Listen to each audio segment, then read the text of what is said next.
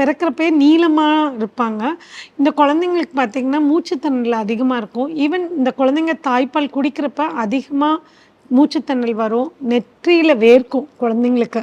So நார்மலா நம்ம குழந்தைங்களுக்கு நெத்தியிலலாம் வேர்த்து பார்க்க மாட்டோம். மூச்சுத்திணறல், ஃபெயிலியர் டூ த்ரைவ்ன்னு சொல்லுவாங்க. அது மாரி தாய்ப்பால் குடிக்கிறப்ப ரொம்ப கஷ்டப்படுவாங்க குழந்தை.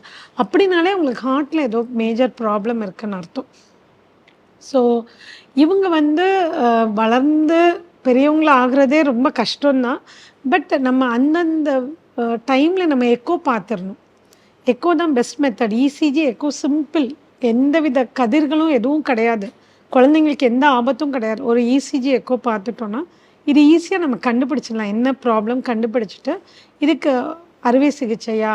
இல்ல இதயீட்டு சிகிச்சை மூலமா இத சரி பண்ணலாமான்னு பார்த்துட்டு, நம்ம அவங்கள அனுப்புனா, நம்ம குழந்தைங்கள ஓரளவுக்கு ஒரு நார்மல் குரோத்துக்கு நம்ம கொண்டு வர முடியும்.